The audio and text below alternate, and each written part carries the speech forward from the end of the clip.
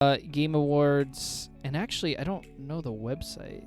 Let me get that. I assume it's just, I don't know, like GameAwards.com. Yeah. Did have their nominees, so we're gonna do our final, our fourth and final segment of the year. So now we're gonna do our real full-time predictions. I'll leave a marker right there. Hello to YouTube if you're watching this on YouTube. We skipped ahead. We're doing this live on stream. We will do... I was going to say, because for the YouTube audience, if they only care about our... let's just start with Game of the Year. I know it's the big one. Let's just start with it, get it out of the way, so the people on YouTube, if you're watching, it'll be the first thing that we predict we'll talk about. And then that way we can go through some of the other ones. We probably won't go through all, because, like... what are all the categories? Like, I don't know. Best AR, VR. I'll look at it, but who cares?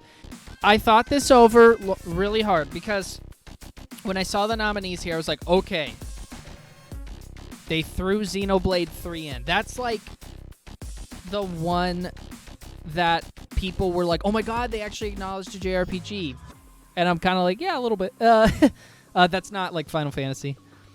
And Xenoblade Chronicles 3, I haven't played it yet because I'm still going through the first one, actually.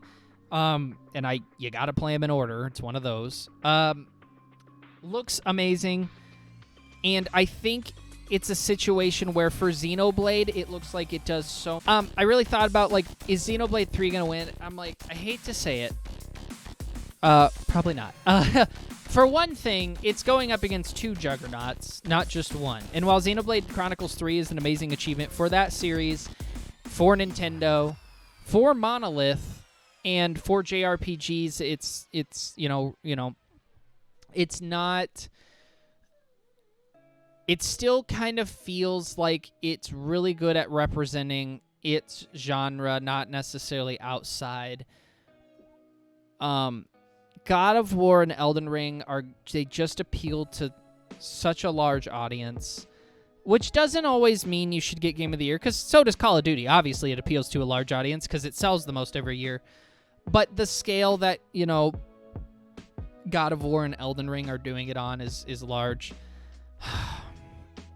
God of War just came out. I haven't seen a lot of it. So this is going to be tough for me to make a prediction because I haven't played it.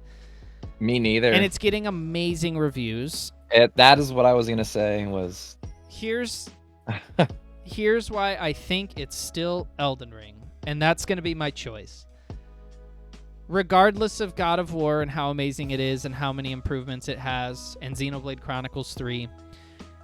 And people love Stray, but I think you're kind of right in that when you really get down to, okay, but now we're talking Game of the Year, I think at the end of the day, people are going to be like, well, it's impressive you play as a cat.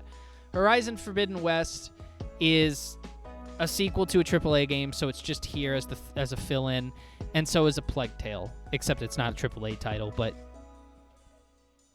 it's kind of the one that everybody's like, yeah, that ain't going to win. There's always one, right? I think Elden Ring has a little bit of the Skyrim thing on it, where everyone bought it. It was such a big game.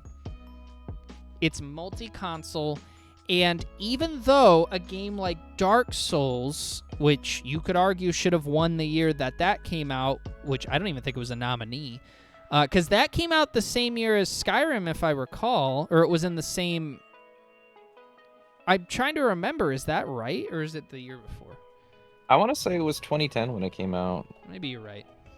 Maybe I don't know what I'm talking about. Let me take a look. Oh, that was 2009. Never mind, yeah. Oh, wait, no. Oh, no, it was... Oh, my God. I fucking forgot this game came out on my birthday. That's right, 2011. So, because of that, Dark Souls... It was kind of underground at the time, although it started to gain traction after Dark Souls 1 came out. Skyrim won Game of the Year that year, and deservedly so, although personally I could have argued maybe Dark Souls should have got it just for being so different and so good and being on a mass scale. I wouldn't have argued if somebody's like, Dark Souls should have won it, whatever. Like, at the end of the day, it's not that big a deal. I think they're going to give it to Elden Ring. I think they're going to give it to Elden Ring simply on the grounds of, like, they usually look for a game that does really, really well It was really, really good, and it changes this. If it's a sequel, it changes the series that it represents, and it does something different that you're like, God of War 2016 is just so different from the originals, and yet it still feels like God of War. That's really hard to pull off. 2018. That's what Elden Ring feels like. Like, this is Dark Souls, but it's just open world, but it's so good. Like, it's just that good. It's unbelievable that it feels like an entire, Sonic Frontiers, as an example, feels like an open world Sonic game that still feels like the old clunky Sonic games. Elden Ring is just like, wow, they did Dark Souls on this scale. It's such a mass scale. It's so universally loved. There are some people who are like, it's not that special. And I'm like, well, you don't understand, like, the technical masterpiece I think that it is. I think that's going to get it. I'm sticking with Elden Ring. But this is a really solid list. Just the fact that you have God of War and Xenoblade 3. To me, it's like Elden Ring, God of War is second slightly. Xenoblade 3 and Stray is your dark horse candidate. Because the indie game just always seems to be like somewhat of a dark horse candidate. So I'm going to give it to Elden Ring. My pick is the Jesus game. No. It's not out yet.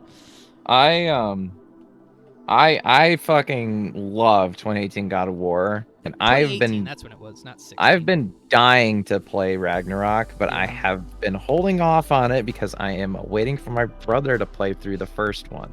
I cannot say with 100% certainty currently that I would give it to Elden Ring over at God of War.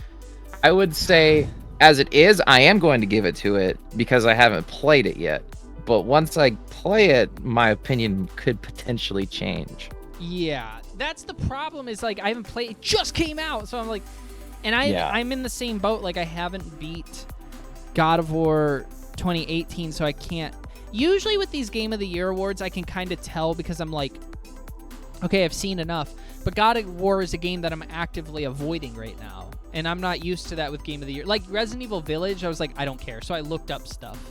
And I was like, yeah, like I could tell where is this going to stand in Game of the Year award. What I didn't think is that it was going to get beat out by It Takes Two, but that's another conversation. I was going to mention that earlier. Yeah, but still, so I mean, it's gonna be close. This is gonna be the year that God of War came out against Red Dead Redemption 2, and everybody's like, it's gonna be Red Dead, and then God of War stole it. I did call that one. I just think Elden Ring, it's such a technical masterpiece. I think it's just too hard to beat. I think it's currently. I agree with that sentiment. Yeah, I think it's the Skyrim thing where it's like, well, Skyrim might not be the brand new changing things up IP, but it's so fucking good. It's such a good sequel, improvements in every shape or form that you can think of. It's that damn good and different enough. Like Skyrim is just extremely polished for the most part, more to do. Oblivion, and not everything feels like a fetch quest, and it's incredible. I think Elden Ring's a little bit of that, and I agree. It feels too big. It feels too big compared to the others. Yeah. I was gonna mention what you were saying earlier with how like it's got the Skyrim thing. Like the one thing God of War does not have going for it is the fact that it is on one system. Yeah. I agree. I think it's on the PlayStation, and that could, because Elden Ring literally appeals to everybody. If you have PlayStation 4 or Xbox One, you can play Elden Ring. And PC. And PS4, 5, and Xbox Series. And I think that just builds its legacy and its hype up even more. Yeah. And that helps. Because everybody played it. Everybody's playing it still. Everybody. Yeah, so, I mean, I still play it, Yeah. people are gonna be speedrunning that game for fucking years. They're gonna be playing it casually for fucking years. Like that is that Elden Ring has cemented itself as one of like the most replayable games in recent years. Yeah, it's an incredible game. I don't know what else to say. Like, it stands alone outside of even like the Dark Souls series, whereas God of War Ragnarok still feels like, I'm sure it's incredible, but it still just feels like an incredible sequel, whereas Elden Ring feels like, oh, this is just incredible in its own right, regardless of the fact that it is technically in some shape or form a Souls sequel. It just goes beyond that, you know. It feels like above and beyond. But it's tough to say. I wouldn't be surprised if it's God of War. It's gonna be one of those two. I'm sorry, it's not gonna be Xenoblade. But yeah, probably. I'm leaning Elden Ring. That's what I'm gonna say. That's my Game of the Year award prediction. Yep. And I agree with that.